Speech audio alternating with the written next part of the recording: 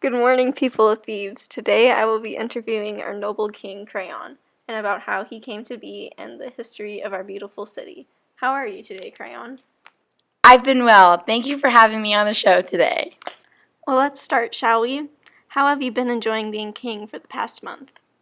I have been enjoying it very much. I love working in the politics. It's one of my favorite interests.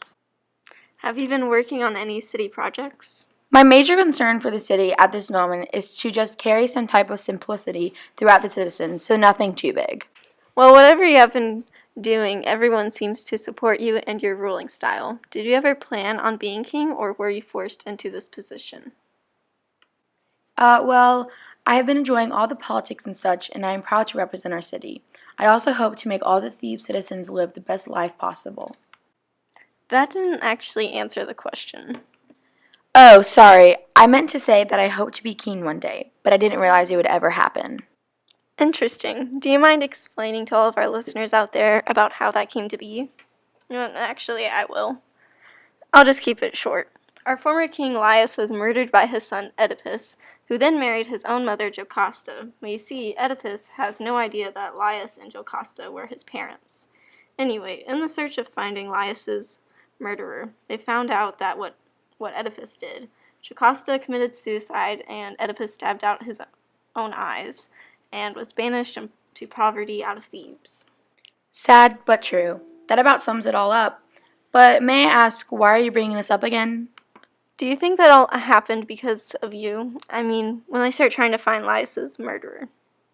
How do I have anything to do with that?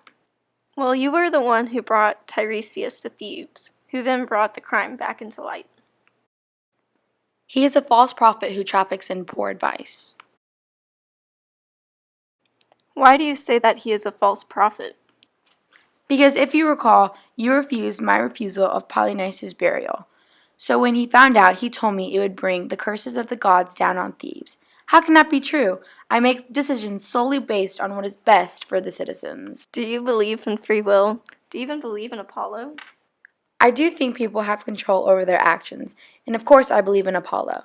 And I do believe in prophecies, but I think they don't speak the whole truth. I believe that they are open for interpretation, and they are never 100% accurate. The prophecy about Oedipus seemed to be 100% right to me. How did you interpret that prophecy? Well, it wasn't completely correct.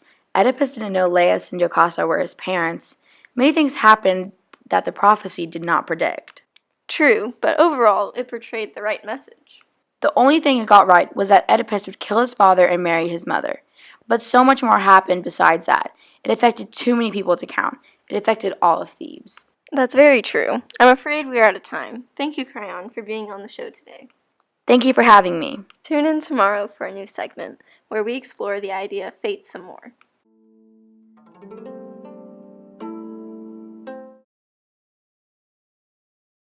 Oh, she called me.